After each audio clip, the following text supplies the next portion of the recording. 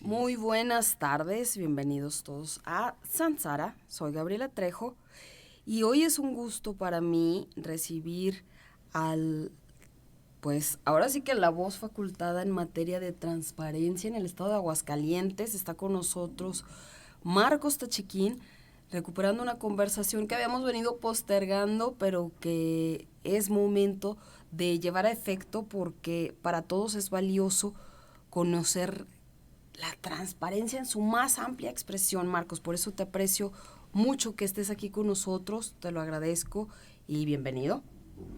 Muchas gracias, Gabriela. Y sí, efectivamente tenemos pendiente esta plática, no se había podido dar. Te agradezco mucho el interés en el tema y obviamente en representación de mi compañero comisionado, platicar un poquito de lo que es este tema tan interesante de la transparencia, porque luego pareciera que es un organismo más de esa enorme burocracia que luego critican los ciudadanos, pero que en este caso la verdad es que tiene una razón de ser con una finalidad muy noble, ¿no?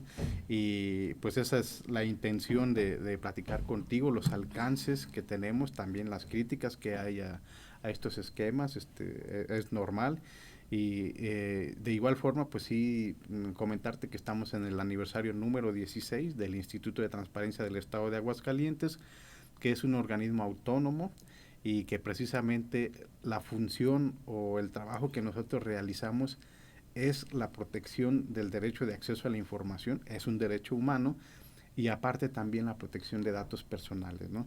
Son las dos grandes facetas que manejamos nosotros, entre otros temas, pero la razón de ser de esta institución es el derecho de acceso a la información y protección de datos principalmente, ¿no? Oye, pues muchísimo que preguntarte y muchísimo que aprender, porque desde que empezamos a platicarlo decíamos, ¿no? La transparencia luego se malentiende, como bien lo has dicho, tanto en ese sentido que tú dijiste, como en el otro, y fui sincera contigo. Te dije, luego escuchamos hablar de transparencia y suena como un tema cuadrado, como algo aburrido, como de contadores, y no es así. Sí, voy a ponerte un ejemplo muy sencillo que yo a ti y a mí nos tocó vivirlo, vamos a hablar 20 años cuando éramos jóvenes o bien nuestros abuelos. Era imposible en esa época especular o saber el sueldo de un gobernador, de un presidente de la República, de un senador, un diputado. Era un secreto de Estado, ¿no?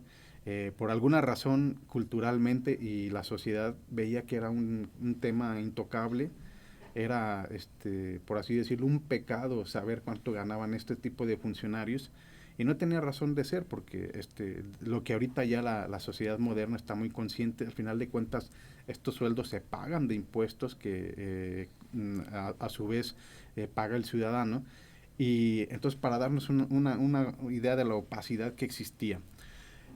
Y si hablo obviamente de los sueldos, pues así era todo. ¿Cuánto se le asignaba a un instituto, a una entidad gubernamental para que ejerciera su presupuesto? En pocas palabras, pues también no había manera de saberlo, ¿no? Se organizaban comidas, fiestas y todo cuesta dinero, ¿no? Y era Sí. tampoco no había manera de saber cuánto costaba ese tipo de cosas, ¿no? El uso que se le daba a vehículos, para empezar, ni siquiera había la manera de saber cuántos vehículos oficiales estaban asignados a una dependencia, ¿no?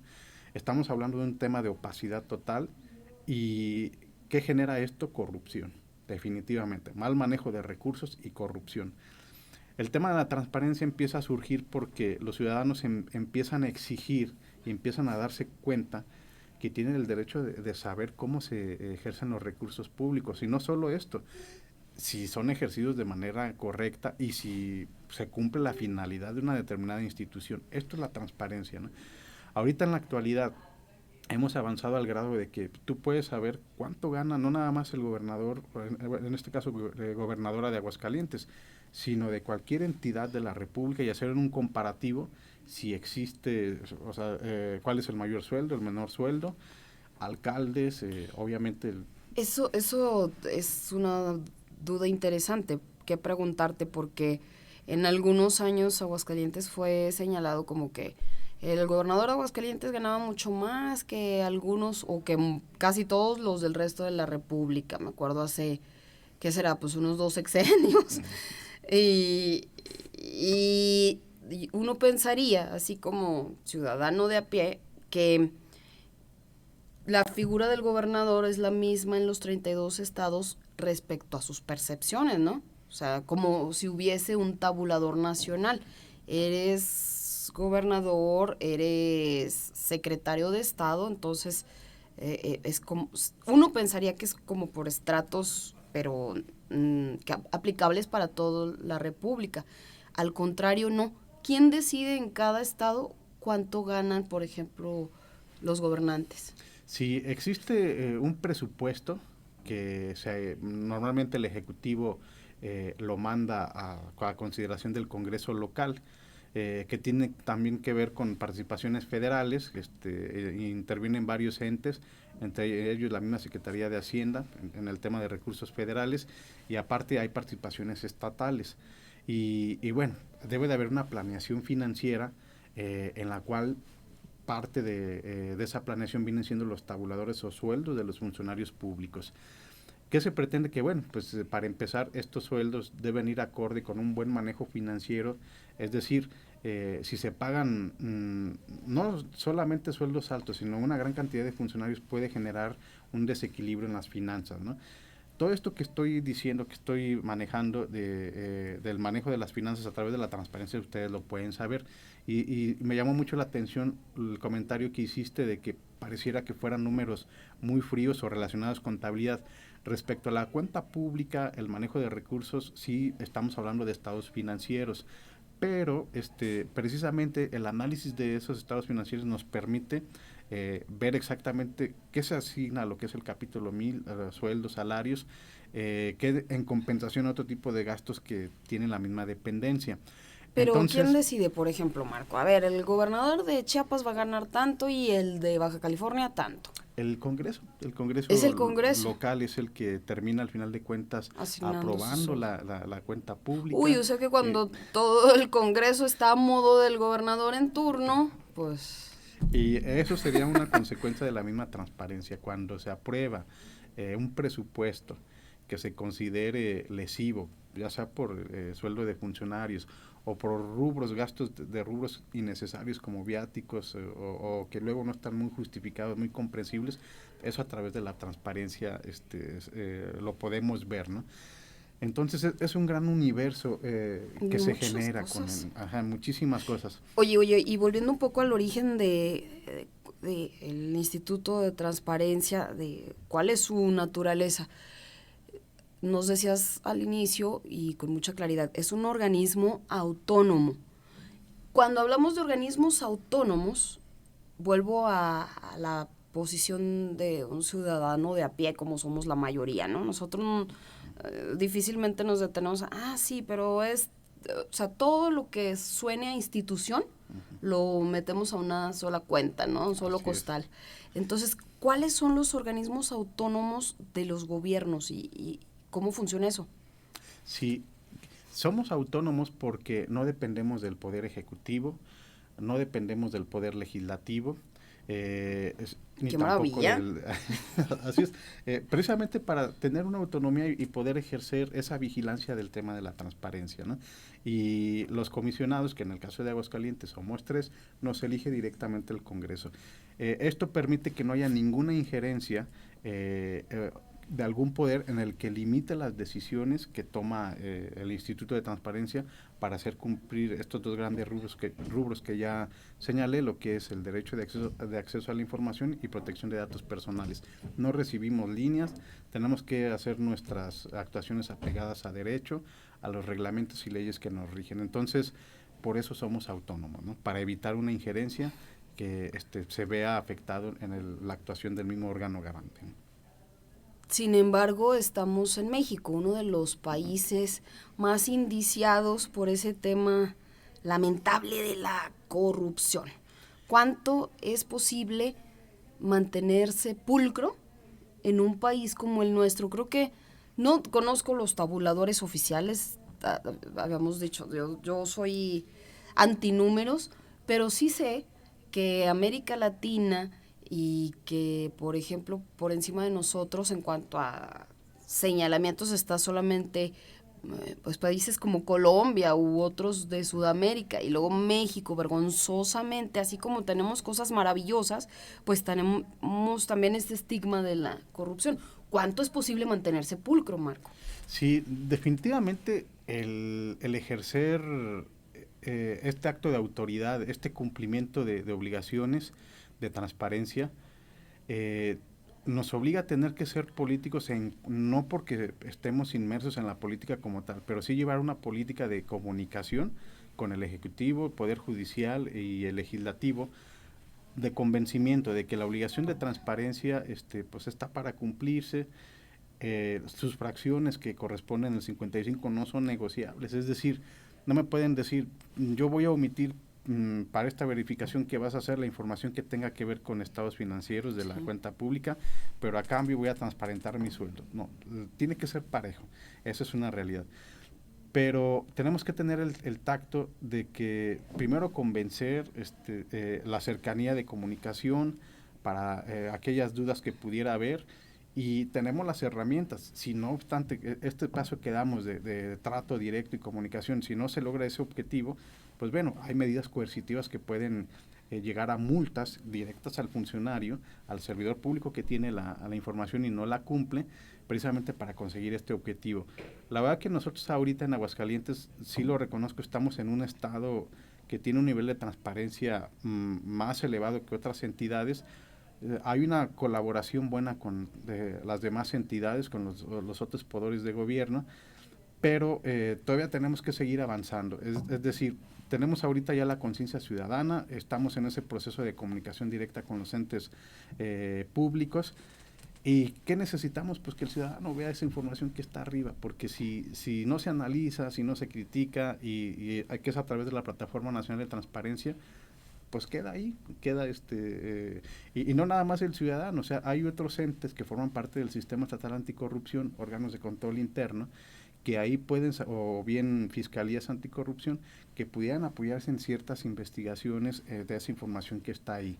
Ahora, muchas veces puede ser que esa información, porque bueno, nosotros no somos competentes para analizar el fondo, la veracidad como tal, somos competentes para que se suba, pero ya la veracidad de un determinado estado contable depende de otras entidades que son fiscalizadoras y que la ley les da incluso la facultad de sancionar. Ustedes son como la avanzada. Nosotros somos la avanzada y es lo correcto, porque a veces me han preguntado y es parte de lo que cuestiona, bueno, ¿y por qué no hacen algo cuando evidentemente hay un estado financiero que no cuadra o que es hasta falso?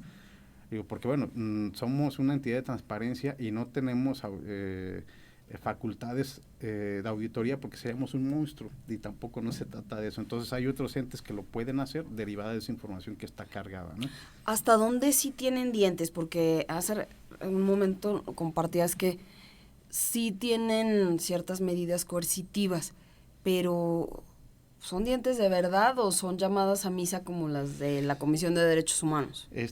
Nosotros tenemos la facultad de la multa. Y lo que es interesante es que la tiene que pagar directamente el servidor público. Se han aplicado varias aquí en el estado. Viene la etapa de ejecución, que nos apoyamos en este caso en la Secretaría de Finanzas, y en términos generales ha sido poca la multa, y sí vemos que el funcionario trata de evitar llegar a ese tema de la sanción, y no tanto por la multa, más bien por el tema de que se sabe que son poco transparentes. El tema social de no cumplir con la transparencia les pega mucho, ¿no? Están los medios de comunicación vigilando qué es lo que se sube, analizando lo que hay en la Plataforma Nacional de Transparencia, y yo creo que más que la multa, eso es lo que nos ayuda mucho, el temor de ser exhibidos por ser poco transparentes, ¿no? Entonces yo hablaría que hay dos tipos de presión: la multa directa al servidor público, que sí se han aplicado muy pocas para la cantidad ¿Cómo en de cuáles entes casos, públicos. por ejemplo, Marco? Históricamente hemos venido sancionando a partidos políticos, ¿no? Ujú. Principalmente.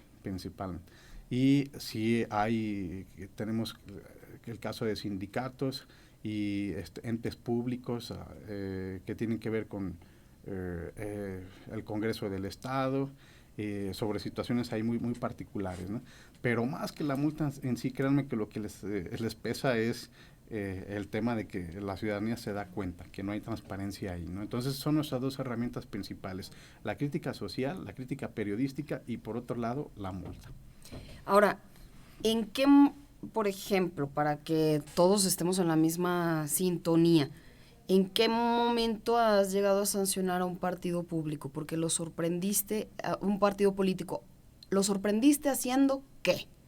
Sí, por ejemplo, ellos tienen que subir lo que es el padrón de miembros activos. Si bien es cierto, muchos tienen que ver con un padrón que se maneja desde la estructura nacional. Oye, pero ya creo todos son los miembros de los partidos, ya son todos de los mismos partidos, están registrados en Sí, todos. es una consecuencia de la transparencia, que la verdad es que el hecho de que se cumpla, ellos mismos se pueden dar cuenta si tienen, pues bueno, les llaman chapulines, ¿no? Si no me equivoco, ¿no?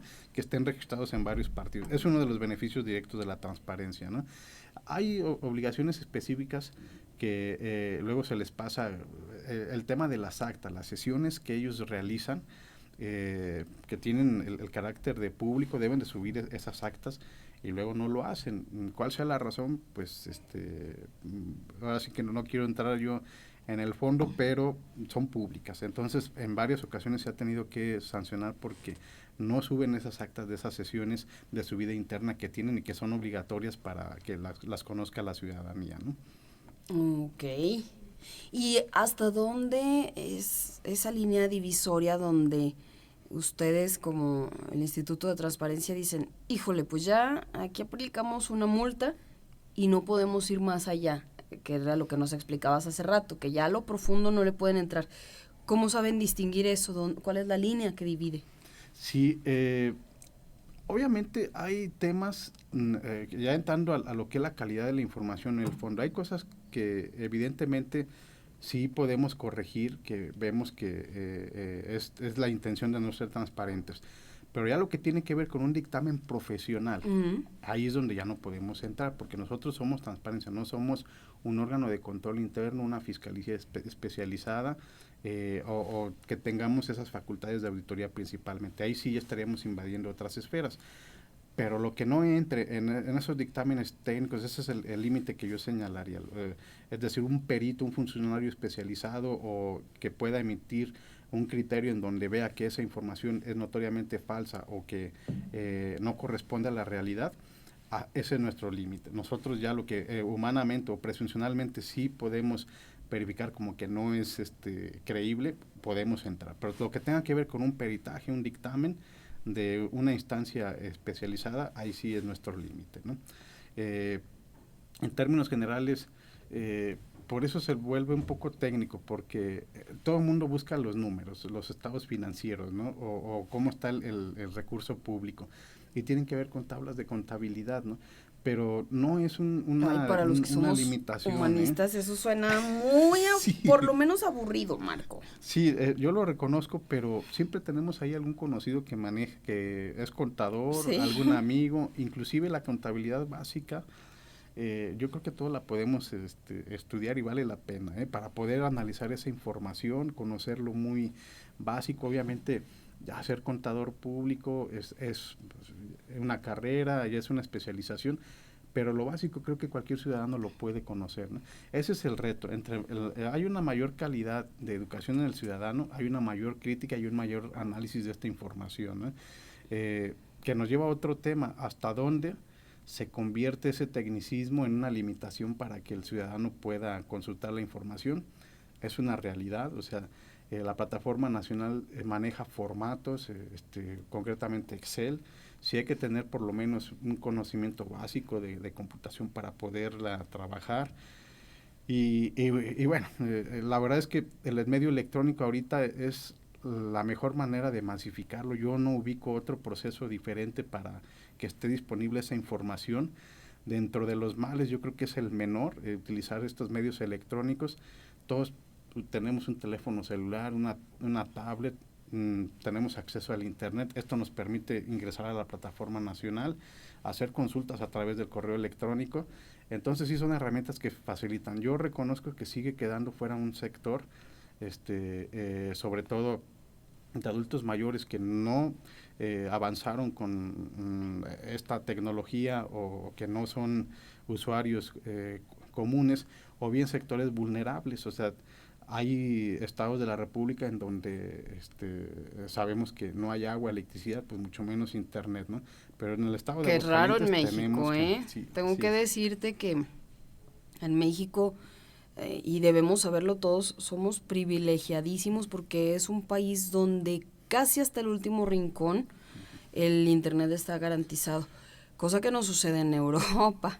En Europa sales un poquito de la metrópoli o de la zona cosmopolita y ya no hay internet, tienes que comprar tu llave, le llaman ellos, que es una especie de USB que la conectas a tus dispositivos, pero la tienes que comprar tú en la compañía para poder traer internet.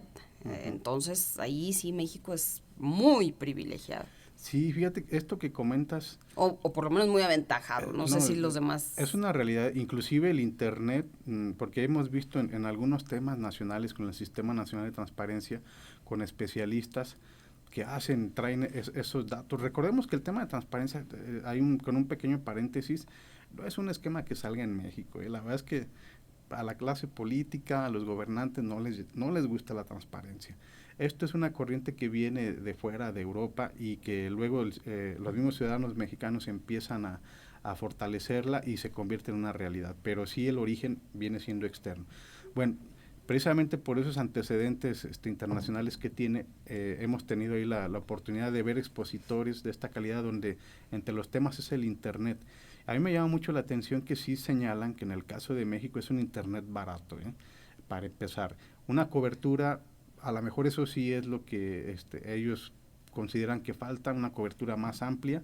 Que vayan a Europa y entonces valoren a su México. Sí, no, pero al menos el costo del internet es muy accesible en sí. México. Lo que tú señalas, hay que comprar módulos especiales muy caros.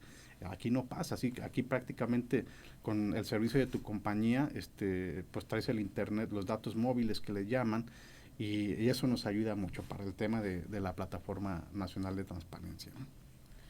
Ahora, nos platicabas hace rato que transparencia se divide en dos grandes sectores.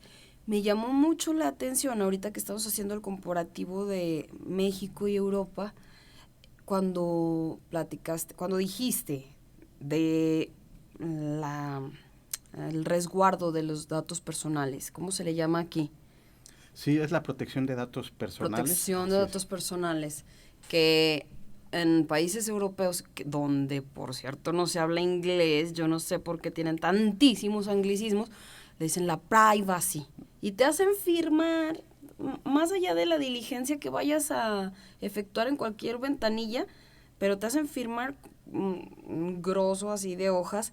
Todas estas son de la privacy, y de su práctica burocrática, nada más es esta, así rápido, pero todas estas son de la privacy, y poco entendemos a qué se refieren, porque al final del día seguimos siendo bombardeados por encuestas telefónicas, no se habla en campañas electorales, cómo aburren, cómo fastidian, cómo molestan, a todo ahora, y creo que mucha gente de la que nos acompaña habrá sido también víctima de que le hablen un domingo a las 7 de la mañana para ofrecerle una tarjeta de crédito, esta clase de cosas que dan ganas de decir, ¿quién diablos le dio mi número?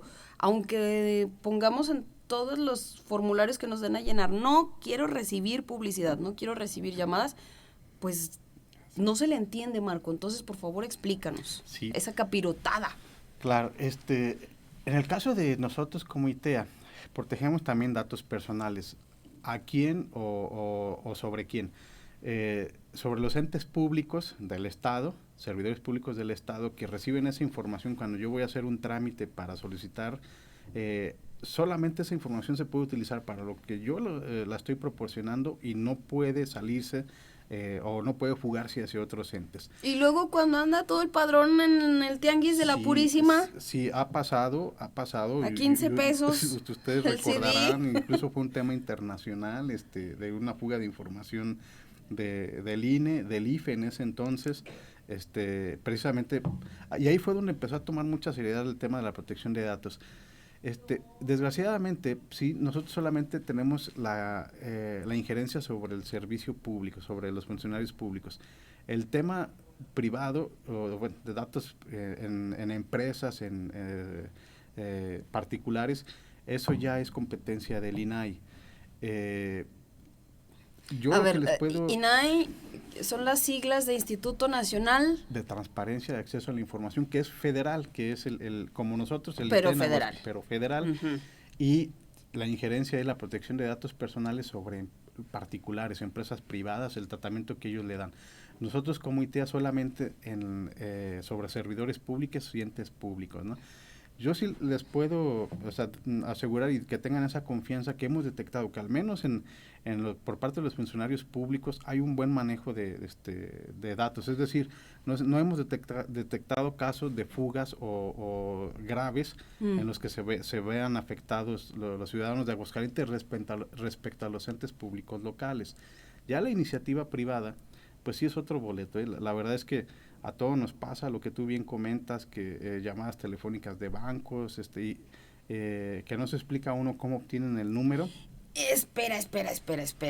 A ver, ok, dices que en el sector público sí están resguardados nuestros datos personales, pero el sector público está sobrepoblado de gente proveniente de partidos políticos, etcétera, que son los directos y únicos además interesados en tiempos de campaña, en tiempos electorales, son los únicos interesados en tener todo este padrón de números y son los que nos atosigan con sus encuestas telefónicas. Por cierto, nos tienen hartos. Sí. De hecho, esa es una de las excepciones aquí en el estado y pasa mucho en el periodo de campañas. Eso no es muy sector privado que digamos. No, ahí efectivamente estamos hablando de partidos políticos que tienen esta calidad de, no son entes públicos, de pero molestadores. Son públicos y resguardan datos personales. Y en el caso de Aguascalientes, eso es...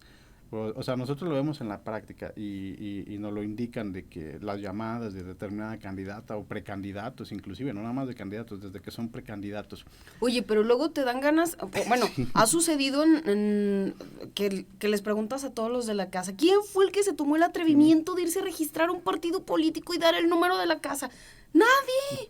Entonces, ¿cómo le hicieron? Porque entiendo que tengan su padrón de afiliados, de militantes, exactamente. Etcétera. Ándale. ¿Y los que nunca, jamás, qué?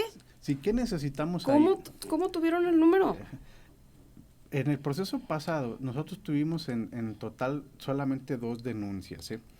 Aquí sí es importante aclarar que, como tiene que ver con datos personales, se requiere que el ciudadano afectado o la persona afectada acuda personalmente porque tiene que acreditar que precisamente él es el poseedor de esos datos personales. Nosotros no podemos iniciar una investigación de oficio porque pudiéramos estar vulnerando datos personales. O bien, si no nos consta que esa persona efectivamente es a la que le afectaron, no podemos utilizar a un tercero tratando de proteger los datos personales. No sé si me explico. Es decir, ¿sí? Si tú, Gabriela, sufriste una vulneración de datos personales, necesitamos que tú misma nos autorices, te identifiques y nos autorices para iniciar esa investigación. Pero luego el Ministerio Público la puede voltear y decir, no te llamamos a ti, Gabriela, llamamos ahí a esa casa a ver quién contestaba. Sí, puede pasar. ¿Cómo tuvieron el número? Es lo que queremos saber. Ajá, por eso es bien importante. ¿Y por qué se permiten de usarlo? Así es.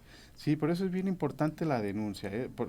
Hago yo la referencia, incluso yo escuchaba muchos comentarios de conocidos de esa situación, de que claro. Les llamaban incluso hasta se ve que son estrategias de afectar al contrario, de estarles hablando a las 3, 4 de la mañana. Sí, pero si aprendías a leerle la estrategia, decías, ok, ¿quieres afectar al contrario? Entonces... Claro.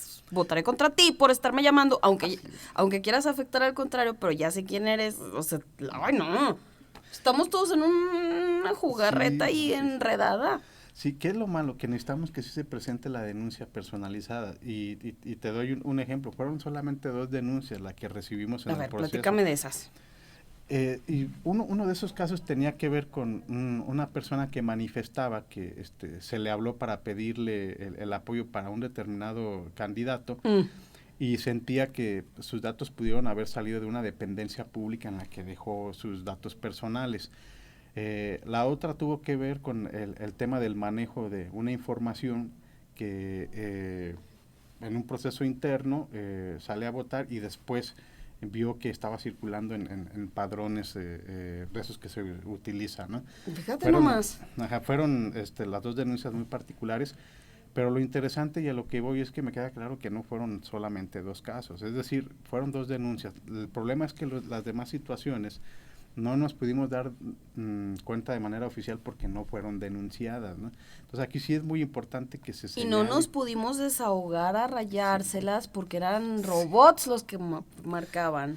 Sí, es todo un reto. La verdad es que se utiliza la tecnología a todo lo que da, ¿eh? O sea, no nada más es las llamadas telefónicas, es el tema de las redes sociales, que también hemos ido nosotros ahí a cursos muy interesantes en donde nos explican, no sé si te ha pasado que, aunque tiene que ver con el sector privado, pero que llegas a un determinado lugar y luego te aparece el que lo califiques o que evalúes ese lugar en el que estás. Sí, que Eso es clásico. Y luego empieza a llegar eso me lo publicidad. explicó un amigo mercadólogo Ajá. porque dice, ya la gente está entrando en paranoia de cómo saben dónde está y cómo saben. Dice, pues nosotros nos entregamos a la esclavitud, estos son los grilletes de la esclavitud de la era moderna, estos. Y sí, ahora sí que debemos nosotros preocuparnos en que estamos en esa mercadotecnia tan brutal, diría yo, de captar consumidores, un mercado, pero también hay soluciones, ¿eh? Y la competencia es del INAI y tiene programas muy interesantes que vale, yo los invito a que los consulten en sus páginas de medidas que se pueden hacer.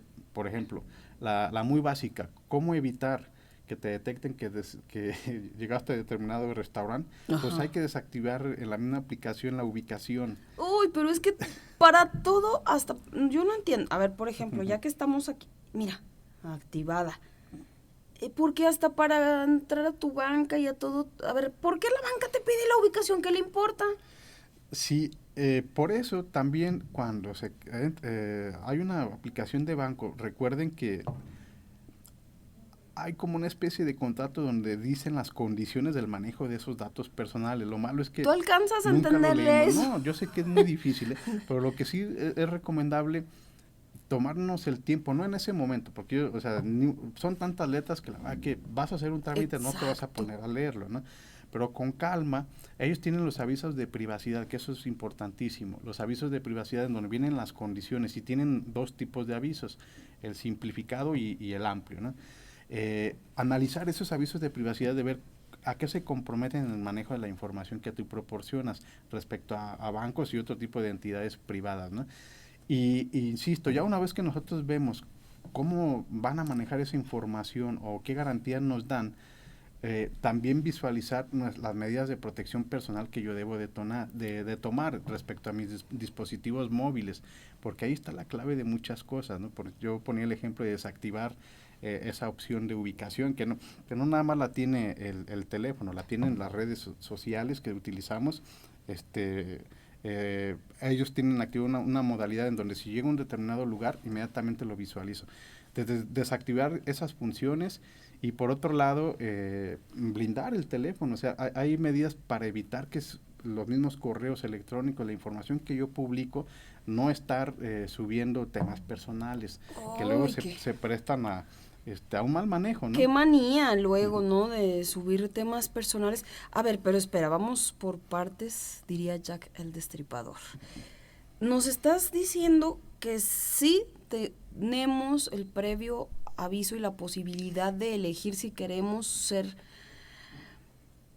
pues, de esa manera bombardeados, pero la constante es que nunca tenemos ni el tiempo ni las ganas ni la vista suficiente para alcanzar a leer lo que dicen esas microletritas. Pero ahí dice que si no queremos, tenemos que asentarlo en ese momento. Sí, sobre todo la opción que dan ese tipo de avisos es el de aceptar. Sí. O sea, sí hay que reconocer que es aceptar o no acepto, o bien si limita. Es que ahí está la clave. También hay una tercera opción que pide limitar qué datos o qué... Estamos hablando de las famosas cookies que le llaman, ¿eh? Es decir, hasta dónde voy a permitir, una vez que entro a la página, que visualice esa información que queda en mi navegador, ya sea a través de un teléfono o de una tablet. Sí, da la opción de aceptar, no aceptar, en donde definitivamente se entiende que entonces se limitan parte de la información a la que pretendo acceder, o bien condicionarla. Y sí requiere, si la voy a condicionar, es decir, qué partes acepto de la información que ellos van a obtener de mí, de lo que está en mi teléfono, que voy a permitir que se maneje y que no. Pero miren, si no nos detenemos a leer todo el contenido, pues mucho menos voy a tener el tiempo de estar seleccionando qué sí quiero ¿Cuáles y sí, qué cuáles no. no? O sea, Exactamente. y bueno, sí yo reconozco que son estrategias comerciales, ¿no? O sea, Claro. definitivamente yo entro a la página con todas la información que tengo en mi dispositivo móvil activado, y al momento de que yo acepto todas las condiciones, pues ellos están sacando mucha información, ¿no? Pero por eso vale la pena programar desde los mismos teléfonos, antes de salir a la calle o antes de empezar a navegar, empezar a señalar, como el tema de la ubicación, o cosas muy delicadas. Luego los dispositivos se enlazan a almacenamiento de fotografías personales y privadas. Pues Y muchas veces, cuando menos esperan, existe esa fuga de información. Entonces, y esto se deriva de una falta de pericia en el manejo de mi propio dispositivo móvil. Totalmente, Marco. Las abuelas tenían razón cuando decían que los teléfonos son cosa del demonio. Porque la verdad, yo no sé. ¿Tú le sabes y le entiendes a cabalidad a cada cosa que existe en tu teléfono? ¿Y la usas y todo eso? No, la verdad es que yo reconozco que a pesar de que estoy muy consciente de lo delicado que es este tema, no lo manejo, y porque caigo en el mismo error que todos. Compramos dispositivos más complicados, Muy con más sofisticados. tecnología, más sofisticados, que llevan una cierta ventaja. Pero sí creo que debemos pensar en no dejarnos llevar por la mercadotecnia de comprar un teléfono de cierto nivel, de unas ciertas características, y ver si realmente lo necesito, o sea, y tener entendido el alcance que puede tener estas tecnologías que son para beneficio o que hacen más eficiente un teléfono, pero que si las desconozco se pueden volverse en mi contra y en mi peor enemigo en cuanto a mis datos personales, ¿no? Yo creo que ese es el error en el que caemos todos. Compramos teléfonos muy complicados, muy caros, porque tienen una gran cantidad de funciones, y todo nos pasa. No las sabemos usar. Sí. Al contrario, se vulneran nuestros datos personales, y lo único que hacemos es mandar WhatsApp, entrar a la red social y llamar por teléfono. Entonces, ¿para qué quiero un teléfono de una gran cantidad de almacenamiento de fotografías que nunca lo voy a hacer? Y lo que almacene ahí, si no lo tengo bien protegido, se corre el riesgo de que por error se suban a una red social, ¿no? Y con información que me puede afectar o me puede lastimar, no nada más a mí como persona, sino a otras que me rodean, ¿no? Entonces hay que ser muy conscientes, ¿no? de que el uso de la tecnología lleva ventajas y desventajas, y entre esos se puede convertir en una trampa muy fuerte el no conocer el alcance y las limitaciones de mi propio teléfono, ¿no? Oye, te estoy escuchando y me llevas a la evocación de todas esas recientes víctimas de usurpación de sus cuentas de redes sociales.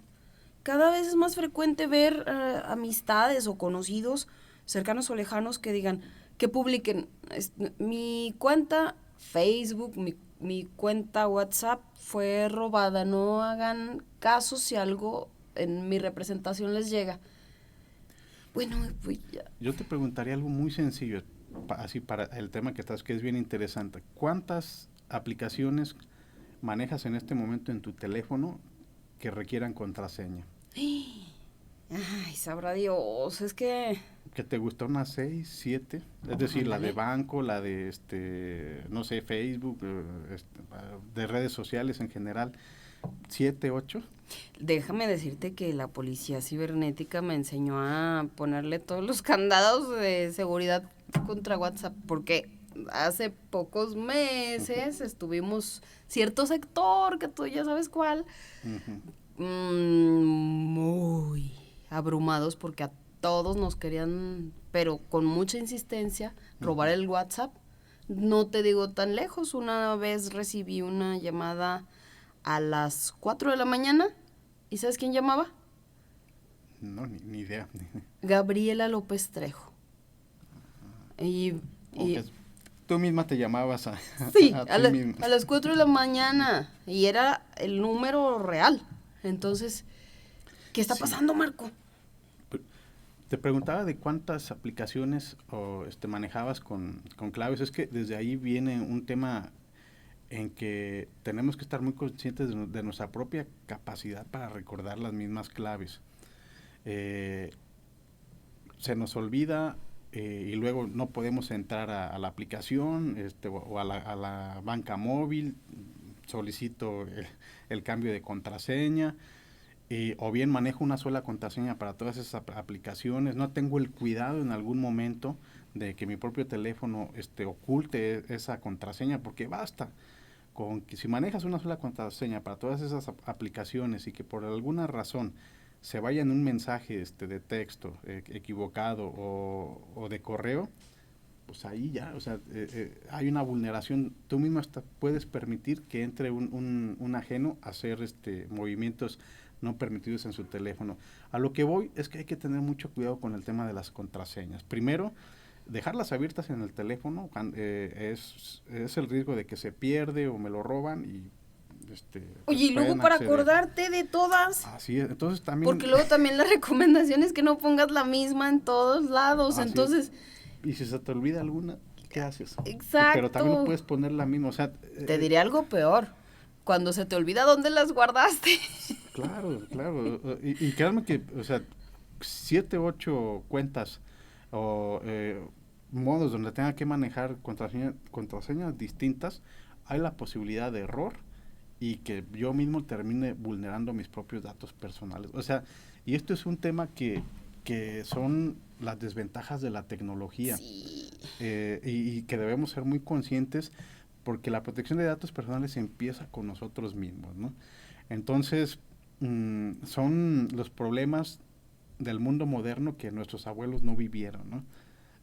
Y que ahora las nuevas generaciones pues tienen que enfrentarse, tomar conciencia de lo que implica manejar tantas aplicaciones, tantas contraseñas, tantas claves, ¿no? Es que, ¿sabes qué, Marco? Con esto que nos has compartido, nos llevas a observar la evidenciación de esta yuxtaposición de cuánto la transparencia ha sido atemperadora, y lo digo por aquellos intocables de aquellas décadas pasadas donde cada quien era lo que quería y nosotros ciudadanos solo lográbamos a imaginarnos y muy de lejos sus alcances, sus tentáculos,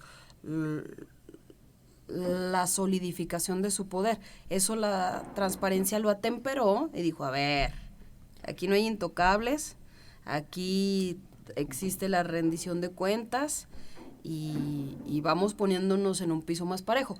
Pero entonces también ha sido en muy clara medida la transparencia una, no sé si sea el término adecuado, facilitadora para que quedemos vulnerables por omisiones propias, ¿eh?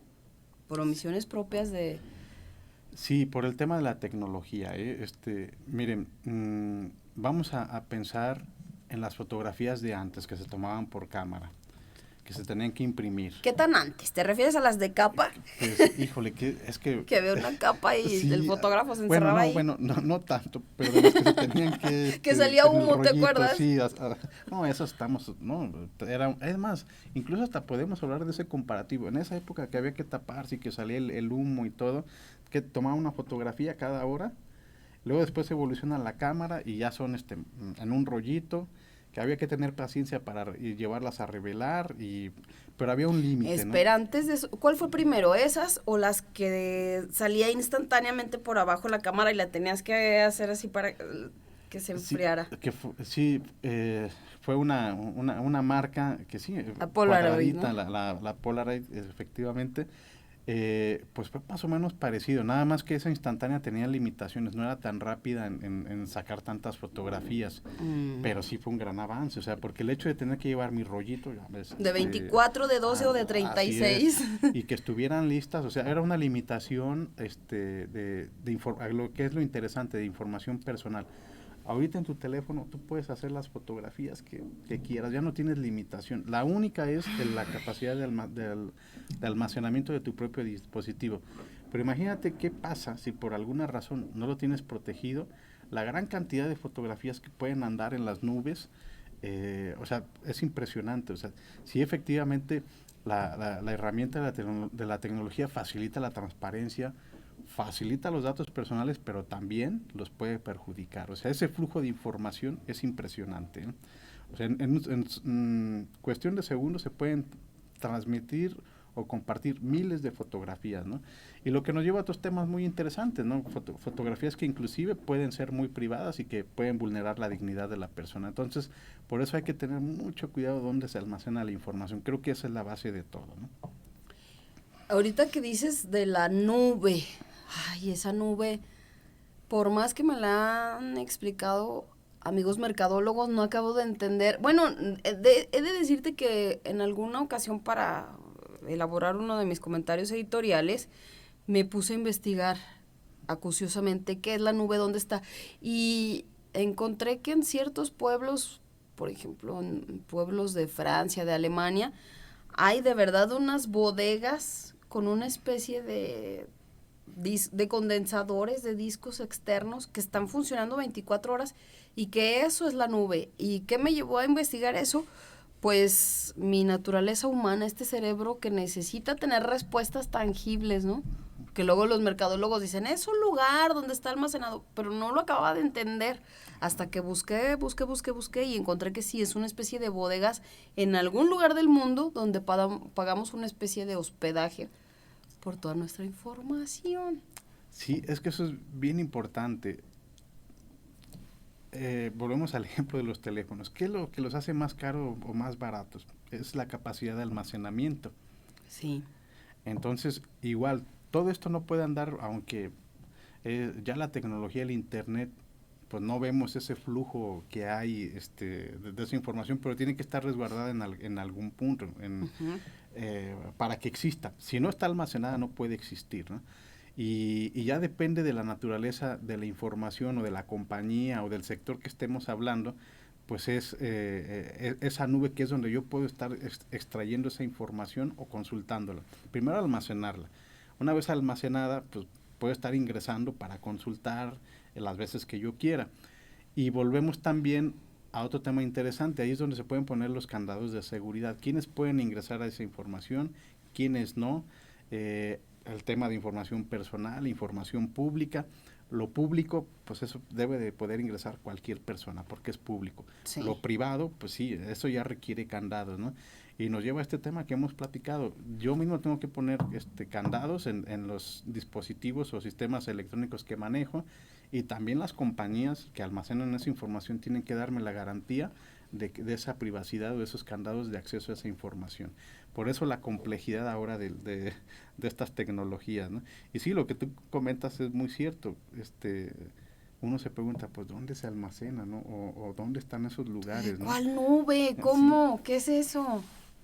Ahorita no lo traigo en mente, pero sé que en el caso de Google, que es un servidor, o Google, que es un servidor muy utilizado, que es un buscador, mejor dicho, Ajá. también ellos informan en qué parte está esa nube de datos que les permite tener ese buscador tan eficiente, que es el que prácticamente todos utilizamos. No es el único, es el más conocido y es el más comercial. Y podemos darnos a la tarea de investigar, porque ellos lo indican en dónde está esa nube o ese almacenamiento de datos. Lo mismo pasa con Facebook. señalan en dónde está la información que se sube a esa red social. Y recordemos que también ellos han entrado al tema del compromiso de proteger datos personales y el manejo de la información que estamos subiendo ahí, ¿no? Y obviamente hay muchas otras redes que están creciendo, relativamente más nuevas, pero aquí lo interesante es esa exigencia de proteger esos datos personales que yo estoy aportando al usar ese tipo de plataformas, ¿no? Independientemente de las medidas, que ya lo hemos platicado, que tenemos que aportar nosotros mismos, ¿no? Para evitar un mal uso de nuestra información, ¿no? ¿Qué pasa cuando las instituciones son tan claras, tan cuidadosas, tan rigurosas, por qué no decirlo, en la pulcritud, como es el caso del Instituto de Transparencia? Pero hay gente infiltrada que vende, que por 3 pesos va y vende toda esta información y con ello el esmero del trabajo, el esfuerzo, el compromiso y el profesionalismo de todos los que ahí trabajan. Sí, primero debemos empezar en que deben de tener o garantizar ese almacenamiento, el que ya estábamos platicando, esa nube, donde va a parar la información. ¿En dónde está y qué medidas de protección tiene? Porque ellos deben de garantizar que está encriptado, que hay una seguridad para evitar los famosos hackers así de rápido, que puedan entrar, extraer la información y darle un uso diferente para el que fue proporcionada. Y en lo que tú comentas, el servidor público muy identificable de que es el que maneja esa información. Cuando hay una fuga de estos datos, obviamente tenemos que ver si es el algo servidor gravísimo, público, ¿no? Sí, definitivamente. Hay que ver si es por omisión, que también es sancionable, o si es por un tema de corrupción, de que vendió esa información por algo, ¿no? Cuando no se ve que no se siguieron esas medidas de cuidado, de almacenamiento correcto de la información, de la protección, implica sanciones, ya sea por omisión, negligencia o bien porque hay un dolo en sacar un beneficio, ¿no? Pero precisamente por eso hay protocolos que en el caso de los servidores públicos el instituto les pide que realizan para evitar este tipo de afectaciones, de fuga de información, de venta, etcétera, etcétera. Bueno, a ver, entonces nos has mostrado una cara distinta de la transparencia, que no es solamente esa cuadratura de pensar en transparencia, números y cuánto y... No, para los que somos humanistas nos asusta. Sí, miren, ¿hacia dónde vamos? ¿Cuáles han sido las ventajas? Ya lo hemos platicado mucho. Yo creo que se ha evitado esa opacidad de hace más de 30, 40 años, que esos secretos de Estado que ya hemos dicho. De los intocables. Intocables, de no saber en cuánto se gasta, y también que genera una limitación, ¿eh? O sea, el hecho de tener que transparentar viáticos, comidas, Mira, gastos de representación, hace que espera, unos público, corchetes. Hablando de la transparencia, esos números desconocidos, ¿quién les dio el número? A ver. Oye.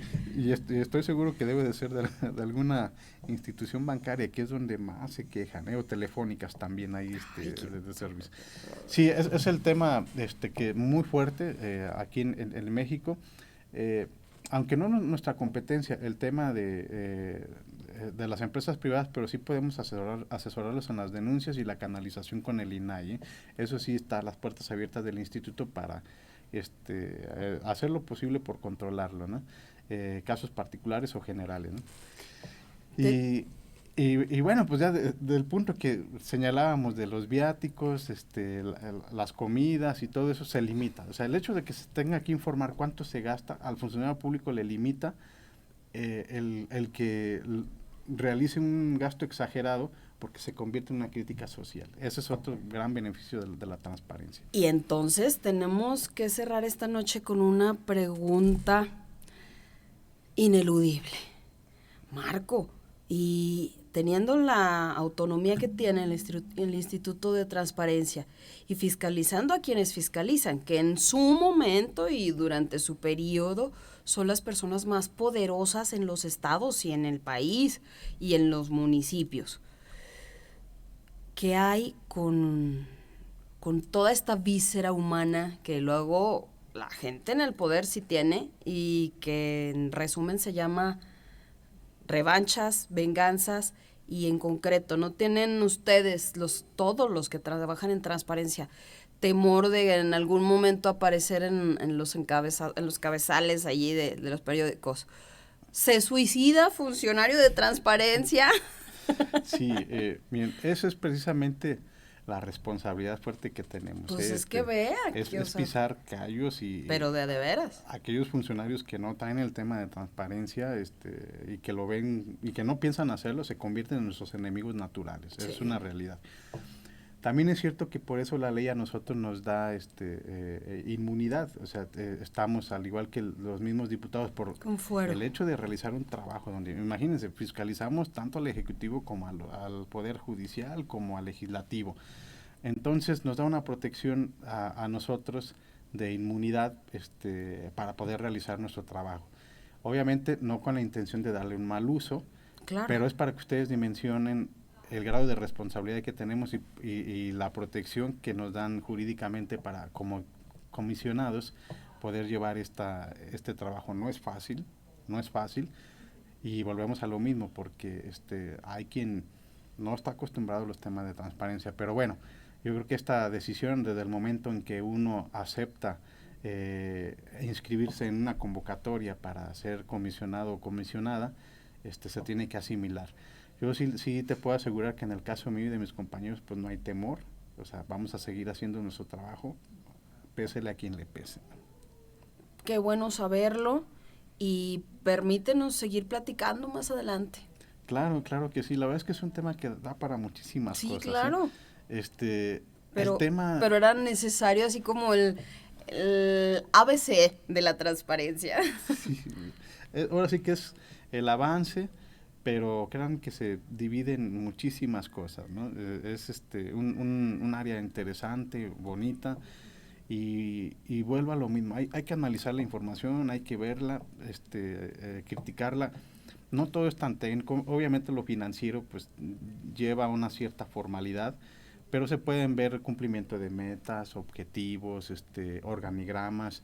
¿Qué programas ofrece una dependencia? A lo mejor puede ser que yo tenga la necesidad en este momento de algún apoyo económico, y en la misma dependencia, según su naturaleza, puede estar esa información que a mí me permita poder salir adelante, solicitar ese crédito, solicitar ese apoyo. ¿Dónde? Ajá, ¿cuál dependencia corresponde? Exacto. Claro, también debo estar consciente que si me lo otorgan voy a aparecer en ese padrón de beneficiarios, porque es transparencia. Se tiene que publicar quiénes son los beneficiarios, ¿no? Pero al final de cuentas abona, permite y es un avance para combatir la corrupción, que sería con lo que yo cerraría, es combatir, somos una herramienta de combate a la corrupción. Te agradezco mucho el haber estado esta noche, el compartirnos, el tener la paciencia para bajarte de todo eso tan elevado que ya para ti es inherente, pero para nosotros no. Entonces, de verdad ha sido muy valioso que nos llevaras de la mano en la comprensión de cada cosa de origen, desde la médula, para entonces saber de qué estamos hablando y tener la posibilidad de sentirnos insertos realmente en la terminología, en lo que ocurre, y saber de qué nos hablan cuando cuando oímos, saber entonces escuchar y decodificar. Gracias de verdad, Marcos Tachiquín, por haber estado con nosotros, y nos vemos la próxima. Sí, claro que sí. Muchas gracias, Gabriela, por la invitación, y estamos abiertos para otra plática. Son muchos los temas que se pueden abarcar a través de la transparencia, y pues muy agradecido por este espacio. Pues hasta la próxima entonces. Hasta la próxima. Gracias también a todos ustedes que nos acompañaron. Que tengan buenas noches. Esto es Sansara. Soy Gabriela Trejo. Los esperamos mañana.